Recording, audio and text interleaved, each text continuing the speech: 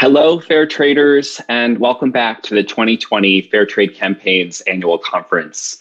My name is Ben Kennard, and I am your MC. How are we feeling on this beautiful Saturday, advocates? Now, normally this is where the MC would gauge the audience's energy, with how we doing tonight, LA? And everyone's kind of like, woo! And of course, it's not loud enough, so the MC says that was not enough energy for me. So I'll assume that this was the case behind all of your screens at home and ask you one more time, how are we doing today, fair trade activists? Woohoo! Doing great. I so wish I could hear you from here, but at the minimum, I can feel the good energy beaming from my desk. I don't know about all of you, but I'm still feeling fired up from our speakers last night. I had a chance to chat with Funmi Lola in the virtual breakout room last night after her inspiring talk with us. Although I can think that we can more accurately describe it as a performance that will continue to resonate with me, at least for these next few months. I'd also like to take a moment to recognize how grateful we are for our sponsors this year. Our presenting sponsor, of course, Fairtrade USA, our organizing sponsor, Simple Truth at Kroger, our supporting sponsors, Aramark, Chartwell's, Gavinia Coffee, Numi Tea, Wholesome Sweeteners, and Wholesome Produce. Our advocate sponsors, Bon Appetit, FTF, the Fair Trade Federation, Matrbumi, Patagonia, and TerraThread. And a big thanks to our promotional sponsors who help make sure that we get the word out about all of our amazing programming, and our campus partners who ensure that we have great university representation across the country. An extra special shout out to our product sponsors who, if we were in person, would be providing us with great products and sustenance that we need to power through this conference. Gavinia Coffee, Numi Tea, and Wholesome Sweeteners, y'all are amazing. And to TerraThread for their commitment to providing us with high quality, organic, fair trade conference totes every year. I still use mine from the last two conferences. So I'm still repping the old gear because it lasts forever. So I know that in self-isolation, all of this, working from home, we kind of lose track of the days, but today is our final day of the conference, and we are continuing this incredible momentum from the past few days. As a reminder for all of you, all of the sessions are recorded and will be available for registered attendees for 60 days. We expect those to go live within 2 weeks, so keep an eye out for those. Now I have the privilege to introduce you all to a few heroes of mine, Paul Rice and Cara Chacon. I'm going to let Paul formally introduce Cara and her role at Patagonia, but I'm particularly excited about this chat because this past December, I was fortunate enough to spend time in all 4 of Patagonia's New York City retail stores, hosting chocolate tasting happy hours with their customers and community members on the shop floors. And it was here that I really learned Patagonia's deep commitment to social change and could really feel their customers' deep commitment in return to them. And Paul Rice, who is what I like to call the real deal. Paul is the founder and CEO of Fairtrade USA, which is the leading certifier of fair trade products in North America. Paul has spoken at the World Economic Forum, Clinton Global Initiative, and the TEDx stage. He is an award-winning social entrepreneur and someone who I can so proudly call a friend. I couldn't think of 2 better people to share with us what doing well by doing good means in the 21st century. So Paul and Cara, our screens are yours. Yay, thanks, Ben. That's so sweet. That's so awesome. Hey, Cara. So, I know I'm not supposed to say anything about you, Ben, but I just want to start by saying, when I grow up, I want to be like you. You are truly one of my heroes too. And, there's so many young folks, recent college grads and young professionals trying to figure out what to do with their lives and how to bring their values into their professions. And dude, you are just such a great example for people. Starting a company and selling an amazing chocolate product and changing the world through commerce. I mean, that's what fair trade is all about. And the fact that you took your activism phase and went into the world of business and kind of stared down the capitalist beast and are doing it. I'm so proud of you. You're such an example to so many people. And I love you, man. And I wish we could actually give each other hugs. So I'm sending you a virtual hug. Thank you. Thank you so much, Paul. Thank you. You're welcome, man. So I get to interview Cara, my pal. And that's the coolest thing. That's the coolest thing for me, to get to see you on screen. And I just need to confess to the audience that Cara and I were going to connect on the phone before today and just kind of talk about it and prep for the interview, the Fireside Chat. And, things got crazy this week and it didn't happen. Cara, I changed all the questions. So, just get ready, because we're throwing out the script. So the team asked me to say a few words before I get to interview Cara. And, the ask was, could I share some reflections about where our movement is headed and what to expect down the road? So I'm going to start us off that way, and then get to the main event. So, fair trade has been around as a movement for, since the 1940s. And here in the U.S., we had this small but vibrant fair trade movement that kind of helped set the context for us launching the fair trade label in 1998, the Fair Trade Certified label. And so Fairtrade USA, the organization that I started, has been around now 21 years. We've been building the market with amazing partners like Patagonia, with amazing activists in fair trade towns and students, and with farmers and with workers all over the world. And bit by bit, we've built an amazing movement. I mean, here we are in the U.S. We have more than 1,400 companies just in the U.S. alone who are selling tens of thousands of fair trade products, from coffee and tea to bananas and chocolate and swimsuits and couches. And we're making a difference in the lives of so many people around the world now. I mean, these wonderful brands and retailers like Patagonia and Whole Foods, and we're working with Costco and Kroger and so many different companies who are stepping up and bringing supply chain transparency and more sustainability and responsibility to the workers and farmers in their supply chains. Last year, we had 60% label awareness of the Fairtrade Certified label, or seal. We had 60% of Americans say that they recognize the seal. And millions of them are looking for fair trade products all the time. And that led to last year alone, us collectively, our community, generating over $120 million in fair trade prices and premiums over market price. That was the powerful dividend of our community here in the U.S., our fair trade community, the dividend for so many farmers and workers. So I would say that over most of the last 2 decades, we have felt like we were swimming against the tide. We felt like the norm in corporate America was not really to care about the workers on the other side of the world who made their products. And yet we persisted. And today, I think we would all agree there's a clear shift in the direction of companies and how they're thinking about these issues. There's a clear rising tide of companies that are increasingly looking at the impact of their purchasing decisions on the world, whether it's the environment or the workers or both. Companies are following the lead of great brands like Patagonia, and they're starting to respond to this growing expectation from millennials and Gen Z consumers who are refusing to buy products that aren't consistent with their values. That's you, audience. That's you voting with your dollars for a better world. And it really is making a difference. And I see it in my interactions with companies. And yeah, some of it's more genuine than others. There's certainly greenwashing and lip service going on out there. And there are companies that are fighting the righteous cause, and there's everything in the middle. But the point is, if we take a far off view of what we're seeing unfold year after year, it's impossible not to feel hope. There's a clear shift in the discourse of capitalism, and then its notion that I think crippled us in the past, that you could be profitable or sustainable, but not both.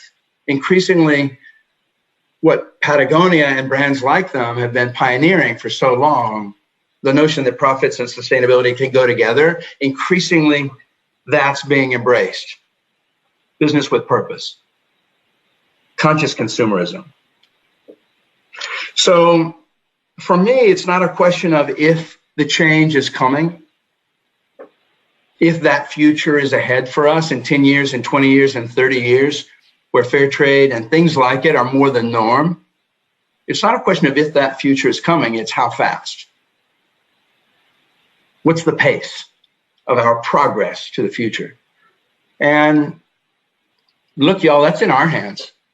That's what we get to decide. What's the pace of change? Everyone on this call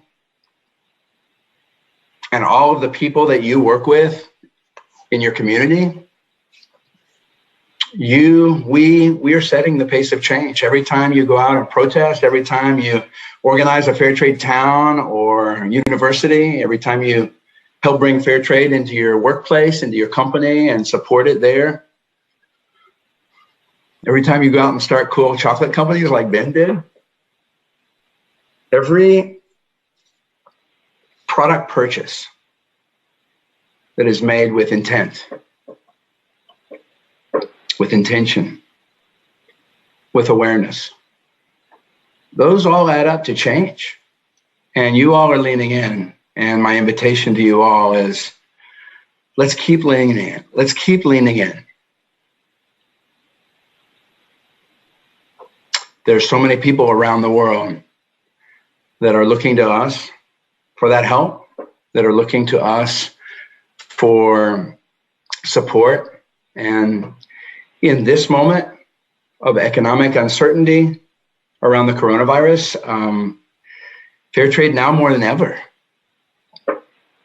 I was on the phone yesterday with the leader of a coffee cooperative in Nicaragua, and they brought the harvest in December and January.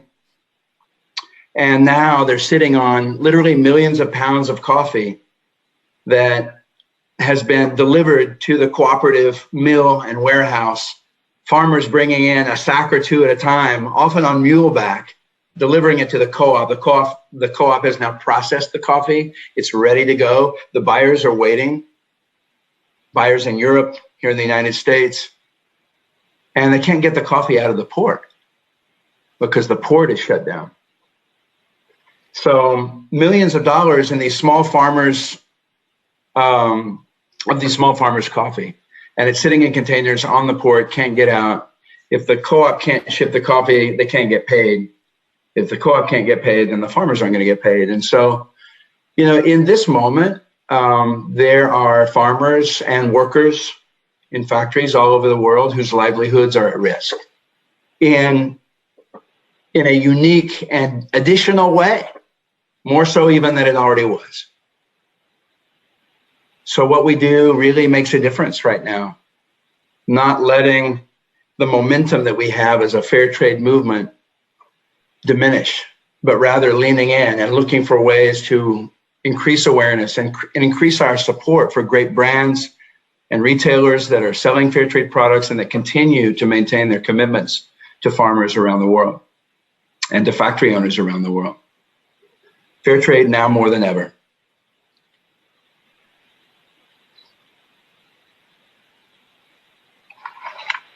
Cara, you ready for me? Yes, sir. So you got me on mute. there. Now we got you. Welcome. So, hi, Paul. So this is a lot of fun for me because you're one of my heroes too. You are proof that big companies can get stuff done.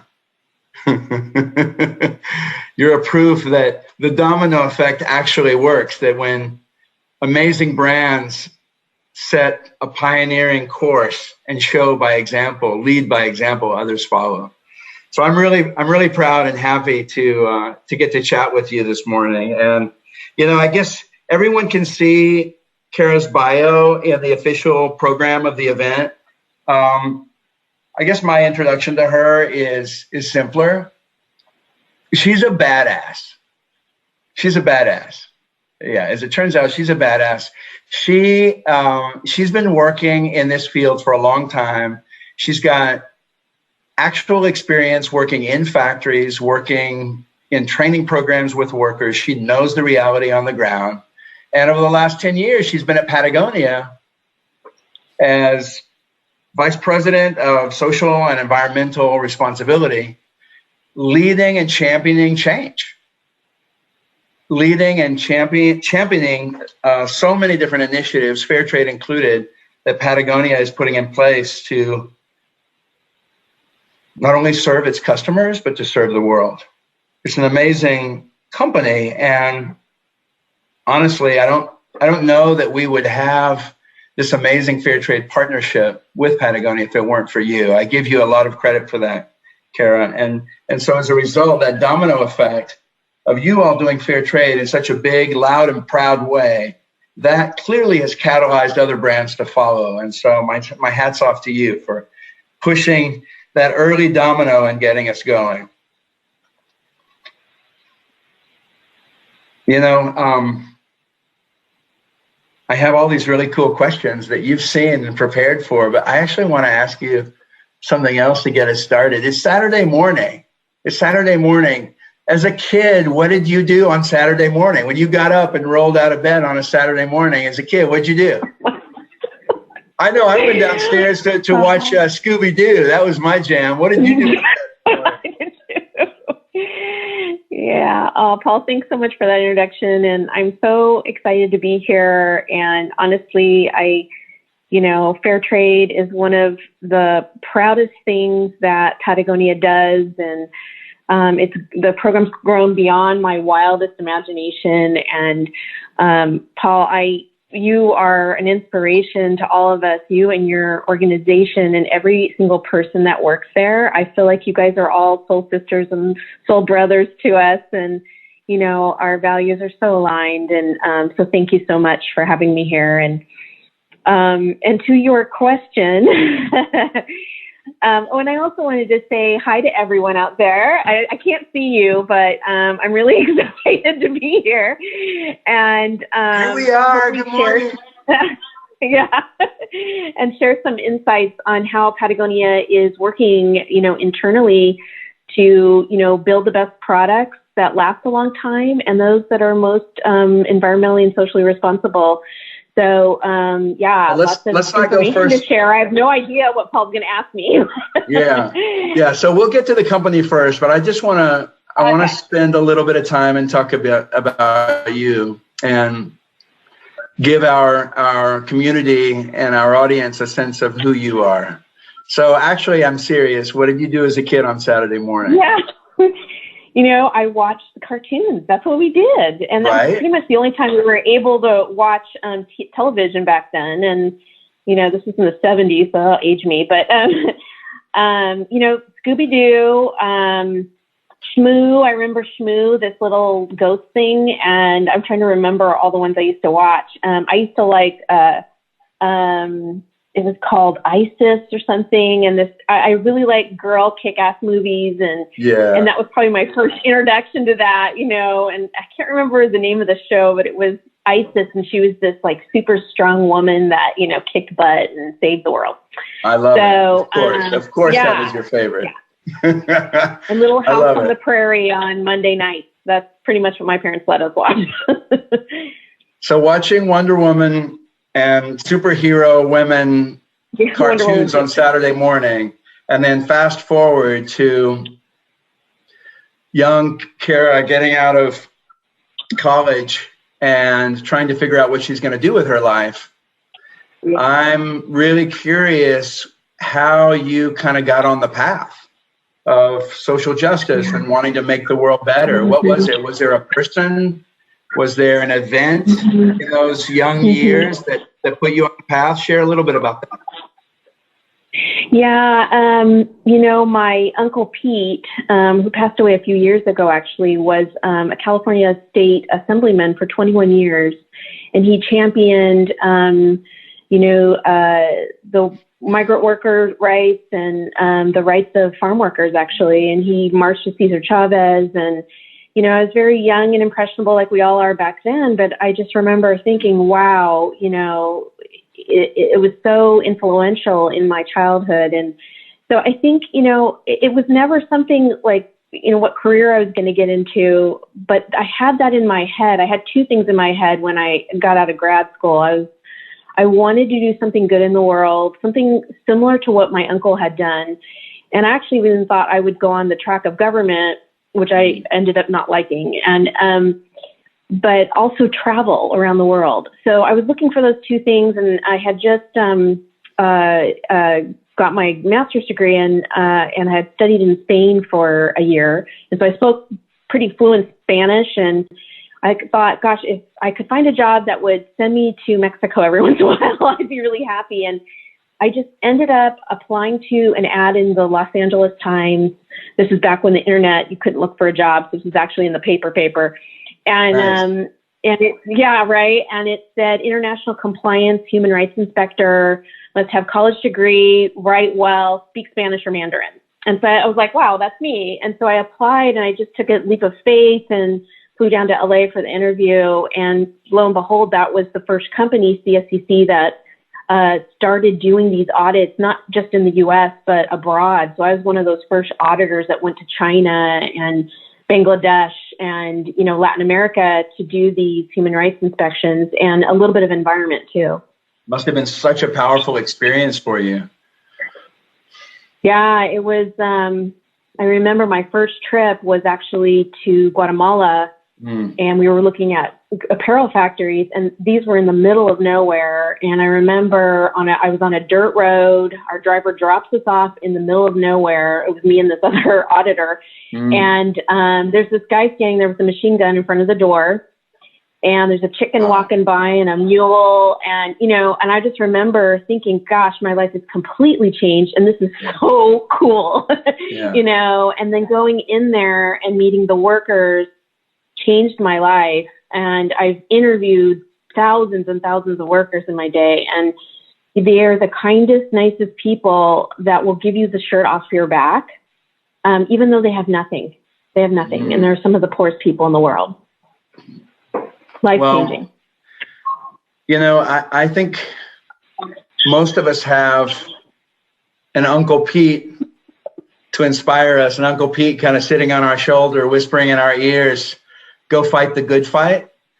And that's not always easy. It takes a lot of courage sometimes to listen to that voice and not go the traditional path, but to follow the path of social justice and making the world better. And so I'm just really inspired that you had the courage and the conviction to get on the path and to stay on it all these years. And, Patagonia is obviously an amazing company and very unusual in many ways in its commitment to the quality of life of its employees and its commitment over so many years since Yvon Chouinard started the company to environmental stewardship.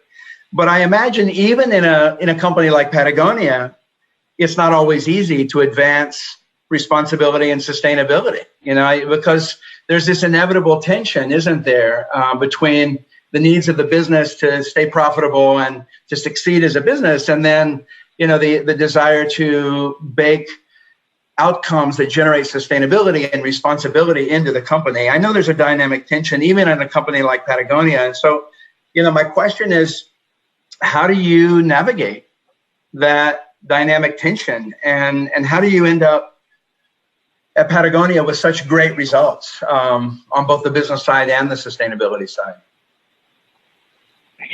Yeah, there's it's definitely, number one, a lot of hard work. Even though we have the support of everyone in the company, there is always attention and a lot of meetings to figure out how we're going to do what we do in terms of social and environmental responsibility. Number one, it comes from the very top in any company.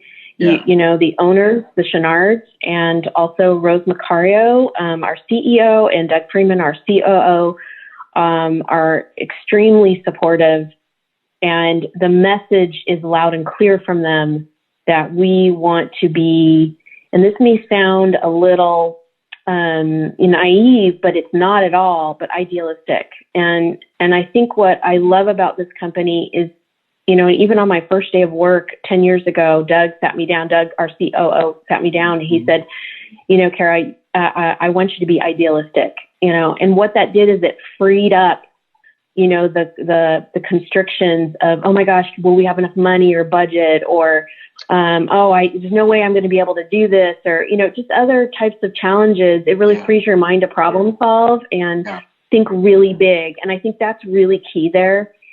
And then the other thing we do is we've integrated responsibility into everything we do. And it's taken us many years to do that. And I'll give you some examples. And I don't feel like we're even still there yet, but it certainly has leapt forward, since I've seen in the last 10 years. And there's some examples of that. One is what's called the fourfold supplier approval process. A little bit technical, but it is so powerful that I have to talk about it. And what that process does is it gives not just the business, so that's the sourcing team that makes the buying decisions and finds the new factories that have the quality and the pricing and capacity and all that.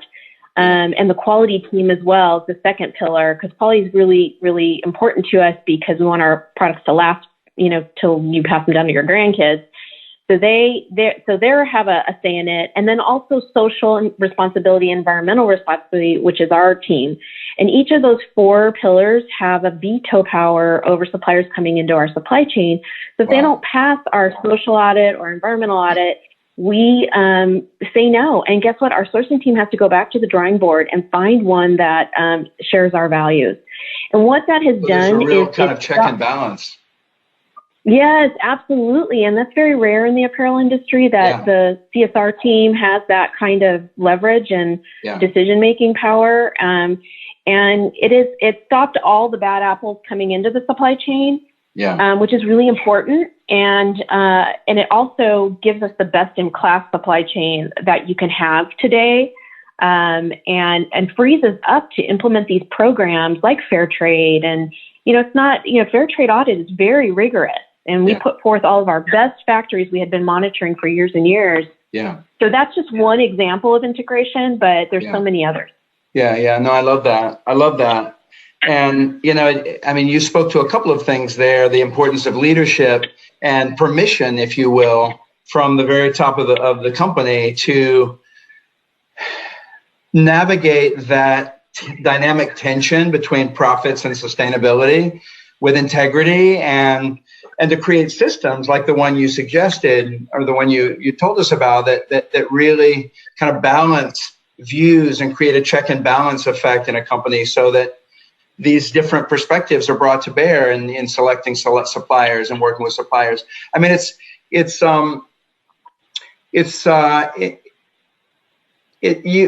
interesting because you have to perform as a business like any other non-fair trade or non-sustainable. You just have to perform as a business and be successful, but then also deliver these values and this value for farmers and for workers and for the ecosystem. Does it ever feel like a trade-off, or are you always able to kind of find the synergy of those two? We do get to synergy. It is sometimes a long and painful process, I'll be honest. But I will say some of the key processes we put in place is pilot, start small, prove it out. And that helps us get the buy-in that we need. So like with Fairtrade, we started with 14 styles in 2014. And now, and that was less than 1% of our style count. Now we're up to, this season right now, we're at 75% Fairtrade styles, and that's over 1,000 styles that anybody can go on the internet and buy any of those. Next season, hold up. The audience is applauding. The audience is applauding. That's amazing. That's incredible. But next season, we're going to be at 83%. So pretty much any customer goes online, you can, almost everything is Fairtrade certified. It's pretty flipping cool. And so cumulatively, what has that delivered back to workers just in terms of dollars? We are approaching $11 million now in premiums that we have given away. Yeah. And it's exponentially That's another growing. audience applause moment. Yeah. That's incredible. Yeah, it's, I mean, beyond, like I said, my wildest dreams and hopes. Every single product line in our company, all those business managers are so excited about it. And in fact, it's growing so fast. We're like, okay, everyone's trying to figure out how do we handle all this work, but it's been just a joy, Paul, just a joy. So, obviously Patagonia was doing a lot on sustainability before embracing fair trade. And I'm just really curious, what value has fair trade added to your sustainability and your responsibility efforts? Yes. So the number one thing that I'm super excited about is it has really raised the awareness internally on the low wage situation of workers in supply. Wow.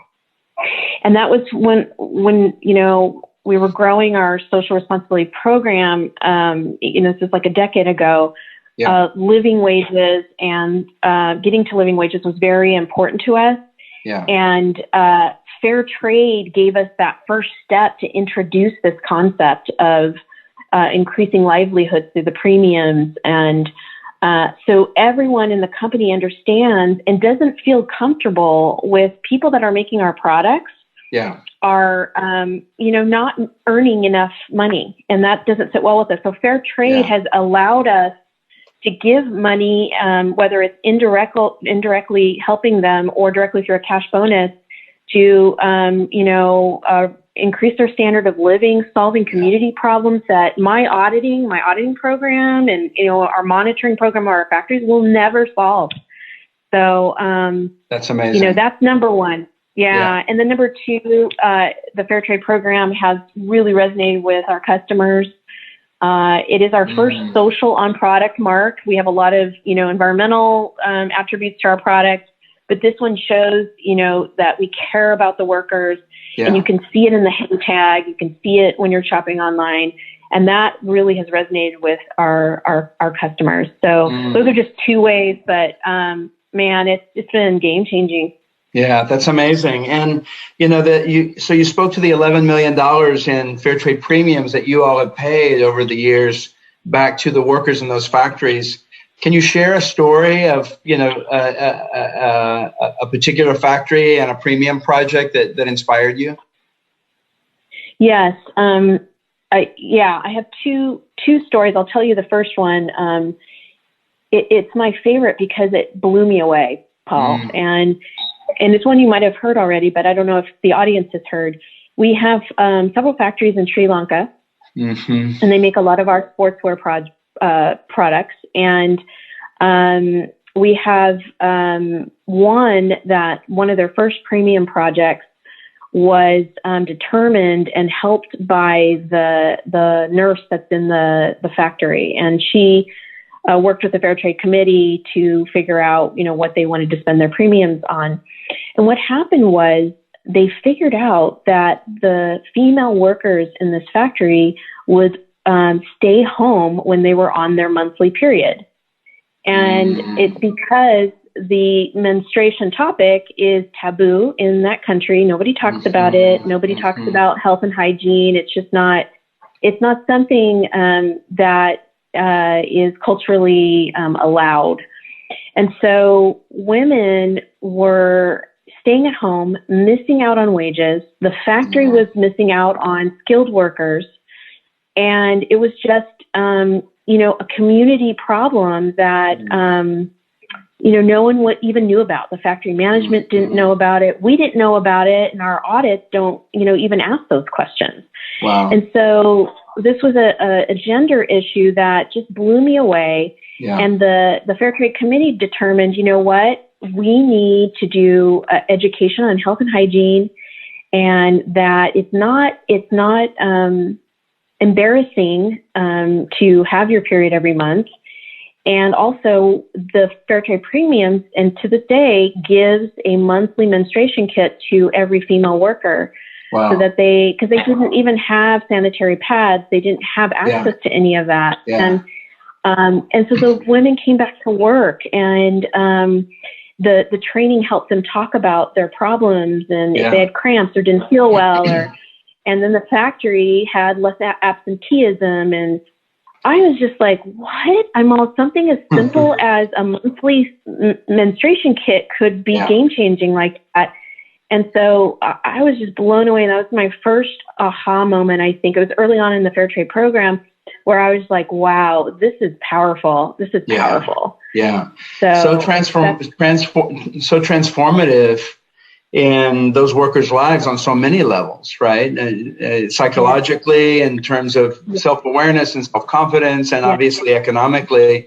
And I loved how, you brought in the interest of the factory owner, because sometimes we kind of caricature the factory owner as evil and at odds with the worker. But what you pointed to is that when workers are taken care of, it's actually good for the factory. The factory does better. It has better retention. It has better labor productivity. Everyone wins. And that's, that win-win-win notion is kind of at the heart of fair trade, isn't it? Absolutely. And, the men in that situation, they also learned that they couldn't afford to buy underwear. And so the fair trade money is providing that to them, and health and hygiene training for them. Nice. So, nice. It's just amazing. Yeah. Okay. So, in our fair trade movement, we often talk about the fair trade difference being both more money and therefore improved livelihoods back to farmers and workers. So you just gave a great example. And then the other piece that we often talk about is empowerment. Right? That it's not just us deciding what those workers need and sending them something, but that there's this whole process in which workers get organized and they then have to do a needs assessment in the factory with their peers and identify problems and select then projects and manage the money, right? Manage the money that they get from Patagonia, from other brands, and to deploy these projects like the one you mentioned. So that whole process of worker engagement or worker empowerment is often seen as kind of the secret sauce of our model and our movement.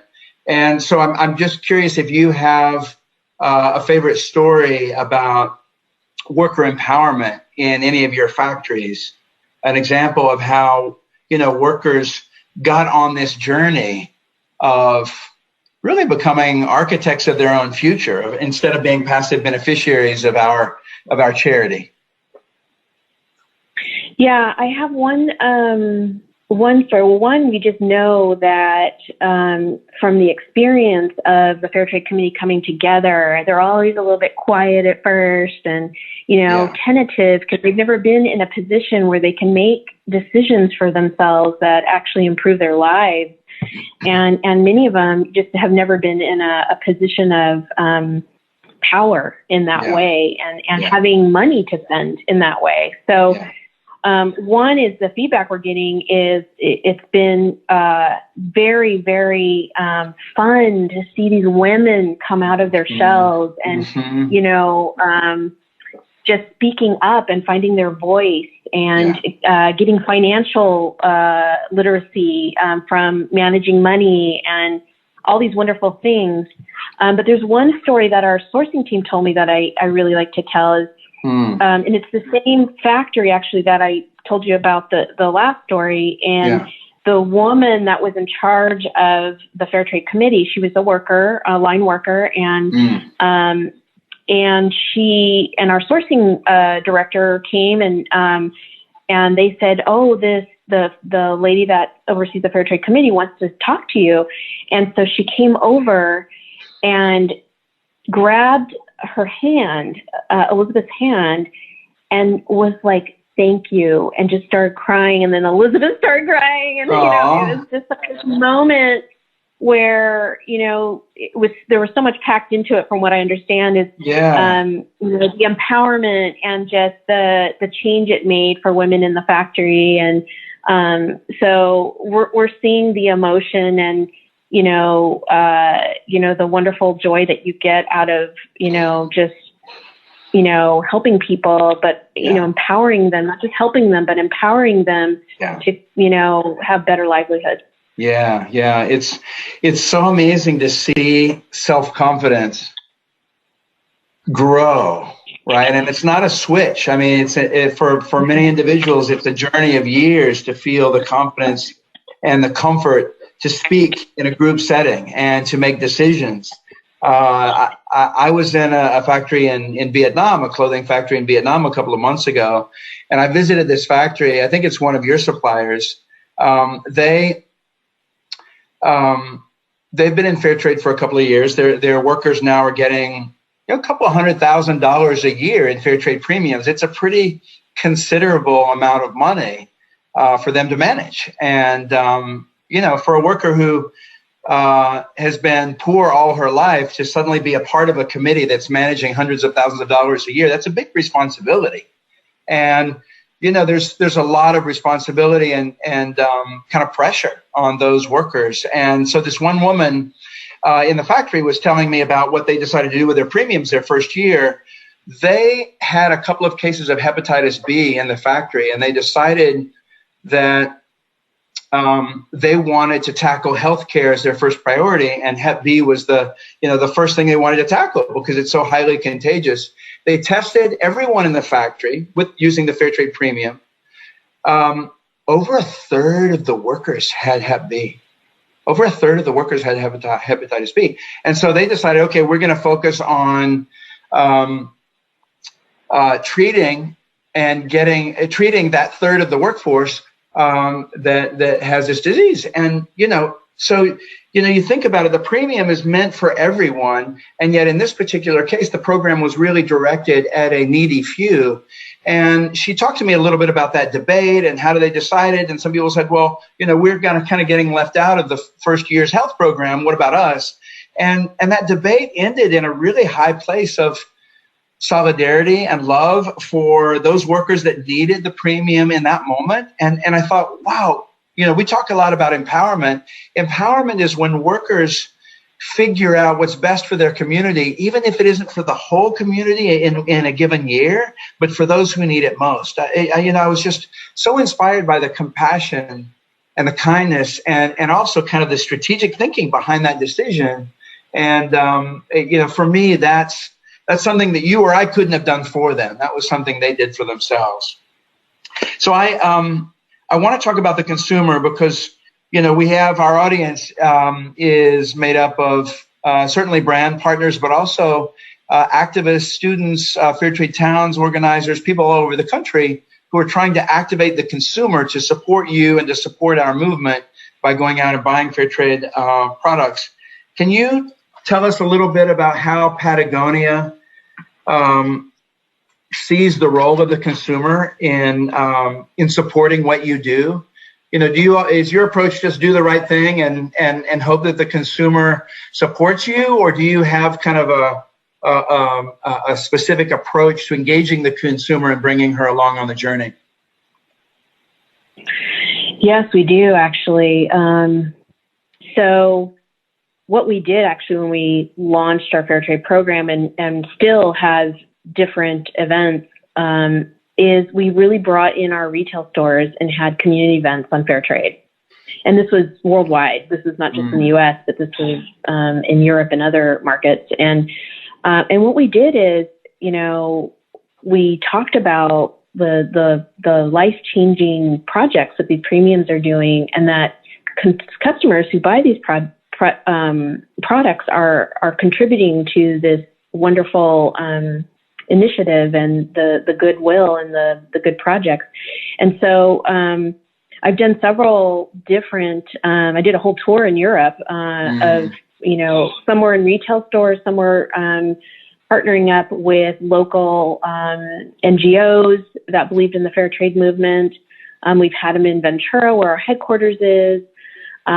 We have internal trainings. We brought you in a couple of years ago, and you did that wonderful speech for us. That was so inspiring. And but for consumers, it's we're telling the stories of the premium projects. We're updating our website. We're doing events. Doing as much as we can to talk about it, and our environmental work too. And so we're an activist company. and getting out in the community and bringing the community together in person in our retail stores, which obviously is on hold right now, unfortunately, is our grassroots movement to get people to, to consider, looking at the fair trade products out there and buying them and supporting that movement. So we share this belief that the consumer matters and that it's not just about companies trying to do the right thing on their own, but that engaging consumers to support and reward that. And I'm just curious what advice you have for our listeners, people in the fair trade movement who are out there activating consumers. What's your advice to them? How can they be most effective in this moment in supporting the great fair trade work that not only Patagonia is doing, but so many other brands?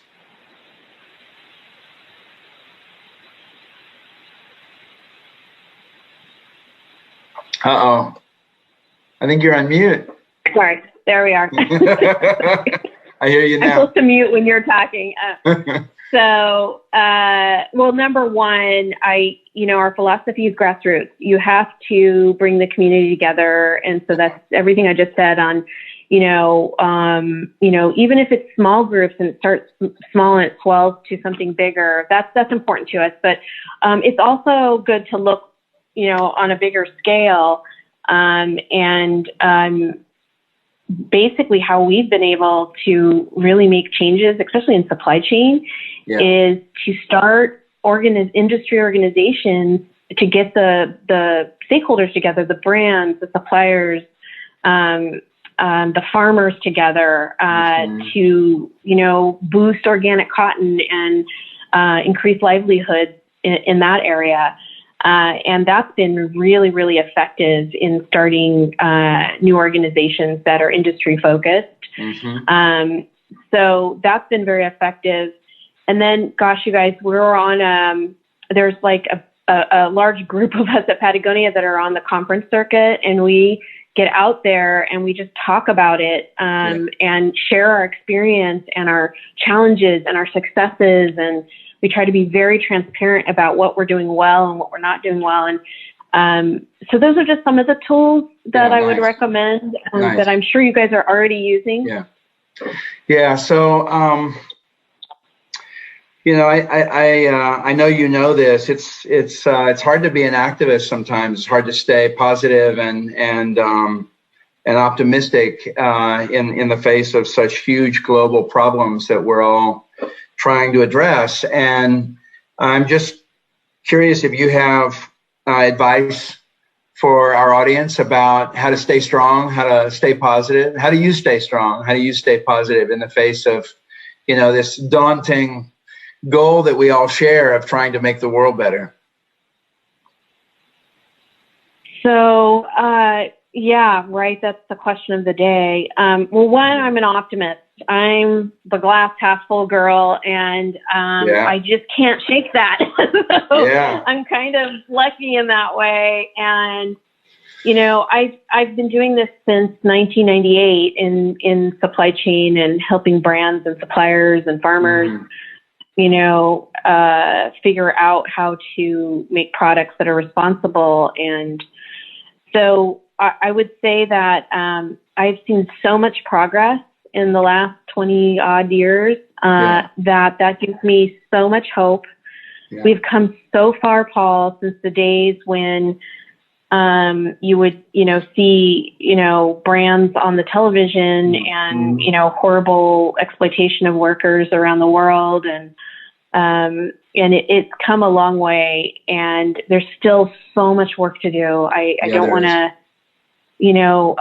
paint a really pretty picture, but I'm very, very hopeful. The fair trade movement and how it's grown in the past 6 years, especially, has just been really positive, and I think is a beacon of hope to corporate responsibility. And also I just feel that, just seeing the coronavirus and communities coming together to deal with that, that we always rise to the occasion, and, I just have to stay positive. So, and I just try to be grateful every day, even for small things, and, so just staying positive that way. Yeah. Positivity and gratitude are so powerful, aren't they? So, I want to keep on this theme, because I think what so many of our listeners and kindred spirits in the movement are trying to figure out is how to practice self-care. And so I'd love to know, how you practice self-care, how you manage to stay positive and hopeful and a glass half full kind of person. Yeah, well, gosh, what's your trick? Actually, yeah. What's my trick? I have some tricks, actually, because, back in 2016, I was so stressed out. I had to do something different. I remember.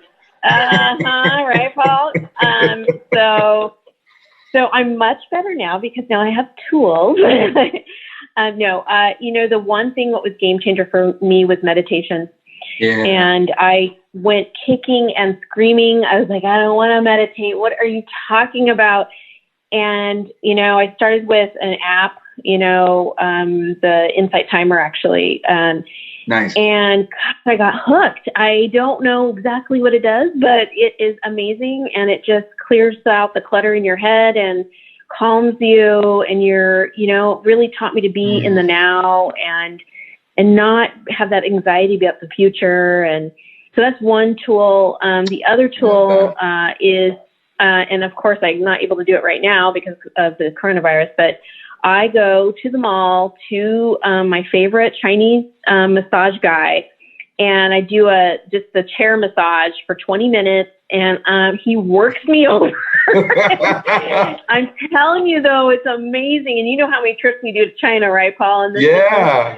I found my Zen place in Chinese massages, because they just work you over, and it just gets out all the, So honestly, those two things, and just being outdoors and enjoying the, nature and having that nature bath is really, really powerful. Yeah. Oh, I love that. I've never heard that phrase before, a nature bath, but it's really grounding, isn't it? I've been trying to be very mindful about getting out into nature every day, because, it's so easy, whether we're in an office or in school or wherever we are,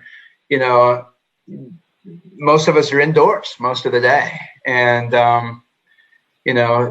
under fluorescent lights and breathing air that's been canned through a machine. And so I agree with you. Getting out into nature, taking a nature bath, if possible, every day is probably a big part of a lot of people's efforts to stay grounded and hopeful.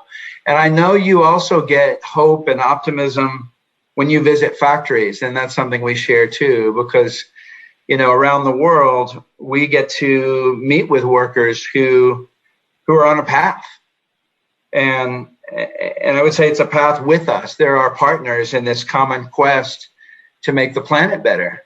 And I really see those workers and those farmers that are part of our movement not as beneficiaries, right? They're not beneficiaries. They're our partners.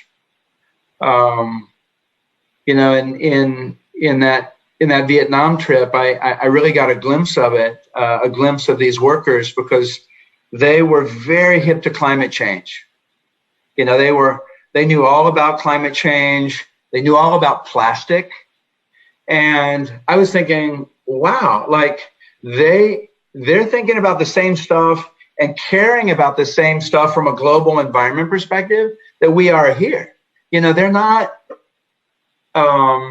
limited by their poverty or their job or their income from being our partners in a common vision of saving the planet, of mitigating climate change, of reducing garbage, and obviously of improving livelihoods. And I just, I love that notion that we are partners with everyone in the fair trade movement, from brand owners and factory owners and farm owners to the workers and the smallholders in those supply chains. And so for me, that notion and then the individuals that we meet on these trips, it's so inspiring. I got my start in Nicaragua. And so, my first experience with fair trade was with farmers who were organizing to be able to export their own coffee to the global market. So they were learning business skills. They were learning how the global market worked, and they were learning how to obviously vote for how to spend premiums and developing their communities. And that for me is something that I wish for everyone in our movement here in the United States, a chance to experience impact up close and personal, either by meeting a farmer or a worker in one of our fair trade supply chains on a trip, or now, I think we're finding just this week, right, spending 8 hours a day on Zoom. I think the pandemic is going to change a lot of things about our society. And one of them is, I think it's going to help us jump to more connectivity between our consumers and activists on this side of the world and our farmers and workers on the other side of the world. I think we are going to see meetups like this between activists in the fair trade movement and, co-op leaders or workers in factories around the world. I think we're going to see a real increase. It's something that I want to look into. How can we get our partners together across worlds and create that interaction and that inspiration that I know so many of our student activists in particular are so hungry to meet a worker. I want to talk to a worker. Well, it's so easy now. So more to come on that. I'm not sure if Billy is gonna, it looks like Billy is waiting in the wings with some good questions for us. Yeah, we've got some great questions. Billy, can we see your face? Sure. I don't know if you want to, but there we go. See you. There's Billy. Hey, everybody. Paul and Cara, thanks so much for this discussion, for all these thoughts. From the chat and the questions, this has been a really fantastic conversation for everybody, awesome. Everybody involved. So, got time for a few questions here. Cool. And one is forward looking, which I know we all love thinking about, kind of as we talk about where we've come, what the opportunity is in front of us. So Maria said it's been awesome hearing your guys' stories. Gives us all hope for what people across the country are doing. As support and awareness is growing, what are specific goals for how the fair trade movement can and will improve over the next 5 years? Cara? Okay, so that's to me.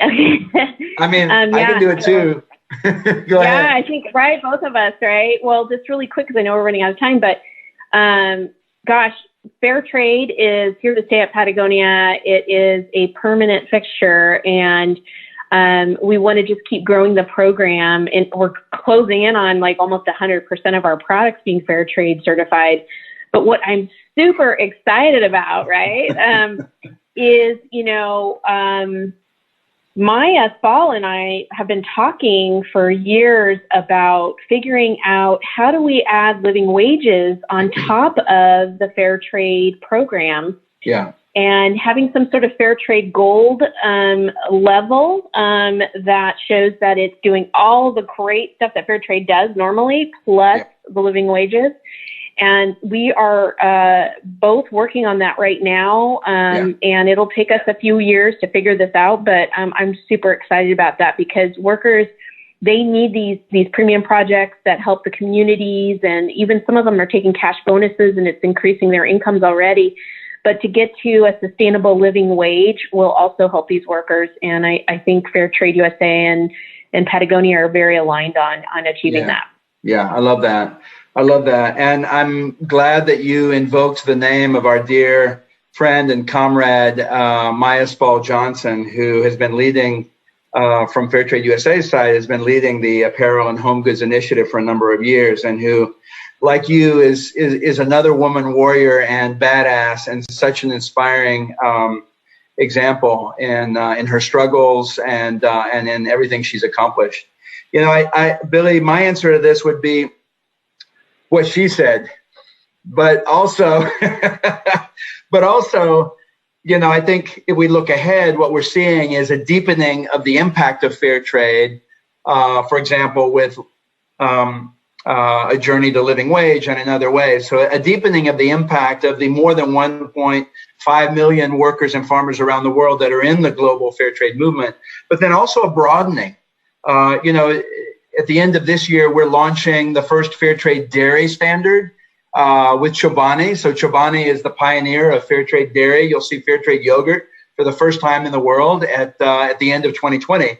And that illustrates something that we've been seeing now for years, which is that amazing brands across industries are coming to Fairtrade USA and saying, we love that model. How can we adapt it to our industry? And so I would say that over the next 5 years, we'll see both a deepening of fair trade impact and then also a broadening of the movement with new products coming in, with new brands coming in, and with new geographies. We know that historically fair trade was focused on supporting farmers and workers in Africa, Asia, and Latin America, in developing nations. And a few years ago, we started certifying farms and factories here in the U.S., and I think that's going to come on strong in the next 5 years. I think, this false dichotomy between buy local and buy fair trade will be bridged, and we'll be able to buy local and buy fair trade by continuing to certify farms, in particular here in the United States, that, let's face it, have in many cases labor conditions that are really hard for those workers and that need fair trade. And so I'm really excited about those initiatives that are already in play and that'll be big over the next 5 years. Great. And actually, that's a perfect setup. I promise Paul doesn't get to see these questions before I ask them. But the next one I was going to ask is from Nicholas, who wanted to know, for both of you guys, Cara, does Patagonia plan on increasing domestic manufacturing? And then for Paul, what do we see as both, do we have any current fair trade factories in the U.S.? And if so, or if not, kind of where do we see that space for factories in the U.S. going?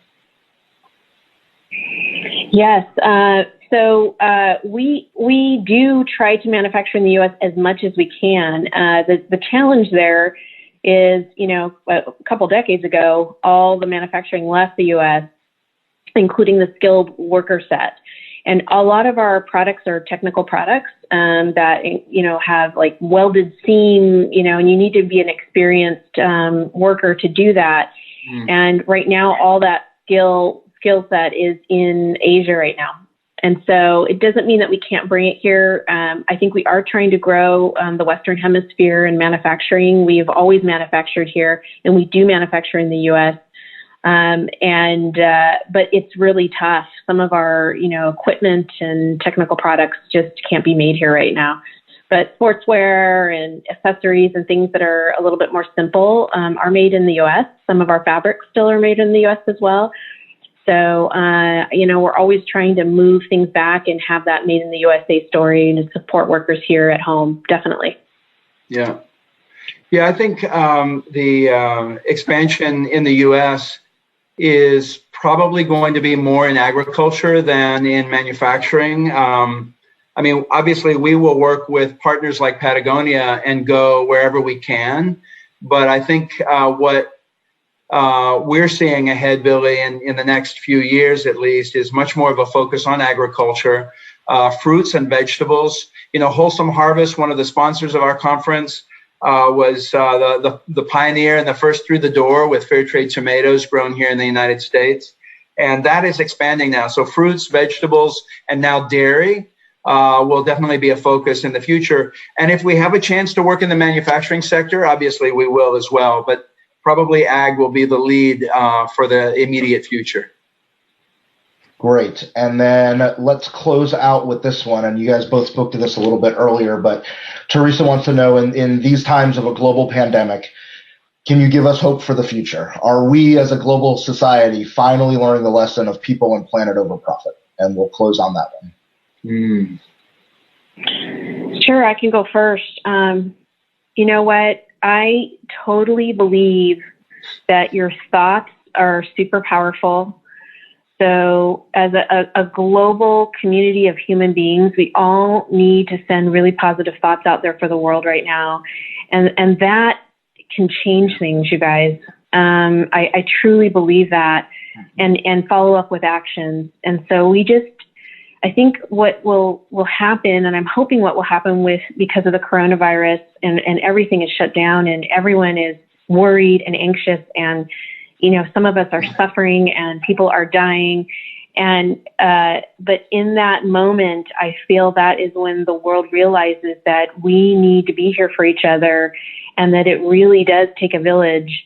And that, you know, as much as we want to be individuals and have our own things, and I think that's wonderful, and I think we should keep that wonderful aspect of ourselves, but that we also, the other half of the coin, or the other side of the coin, is we have to take care of each other. And so my advice is to send powerful thoughts out there of positivity and getting through this together. And gosh, and I'm sending everyone like super good vibes and light and all that, you know, wonderful love to everyone. I think that we just need to keep doing that. Yeah, yeah. So powerful. Really powerful words. Thank you for that. You know, I feel like the pandemic has changed everything in ways that we don't even know yet. But one thing that I'm seeing all around us is that this current situation is forcing us to be creative and innovative about how we grow impact around the world. And this conference is a great example, because this conference was scheduled to be in Pasadena today. And we had hundreds of people signed up for it, and speakers were all flying in, and the hotels were booked. And, you know, a couple of weeks ago when the pandemic went down and we had to decide, you know, what are we going to do? We got to cancel. We can't have people travel. This was before shelter in place, right? So, you know, theoretically we thought, oh, should we do it? No, there's no way. Like, we got to shut it down. And Billy and the Fairtrade Campaigns team said, no, hang on, let's think this through. Like, maybe there's a way for us to kind of innovate the conference model and keep it going and open it up maybe to an even bigger audience by going virtual. And, you know, we've never done a virtual conference before, but here we are. The team kind of pivoted into action mode, and they found this amazing platform, and we're still doing the conference. And here we are. And I dare say this content now will be available to, you know, potentially a much, much bigger audience than it would have if we had met in person in Pasadena. So we're turning lemons into lemonade, and that is what these times call on. And so, you know, the question, what is our hope for the future? Our hope is that we as a movement, we as change makers, we are kind of pathologically innovative and creative in how we try to see our way through challenges like the ones we're facing today, in a way that humanity can be served, in a way that our planet can be protected. So I feel like all around us right now, there are beacons of hope. There are examples of innovation and creativity in how we maintain our humanity, how we keep each other safe and healthy. And I know that energy will be brought to the fair trade movement going forward, and that we will continue to grow as a movement with the momentum that we have, because the underlying issues are still there. And the model that we've all developed together is still so strong, so powerful, and so relevant. Fair trade now more than ever. Great. Well, thank you guys so much. As Ben was saying earlier, we know that everybody at home is applauding, and if you guys could see the chat, you'd see all the positive comments. This has been really an inspiring conversation for all of us. Thank you both for the work that you're doing, for all the spaces you lead in, and for the impact that we're all driving together. And we will close this fireside chat now. Thanks again to you both, and move into our next panel. Thank you, Cara.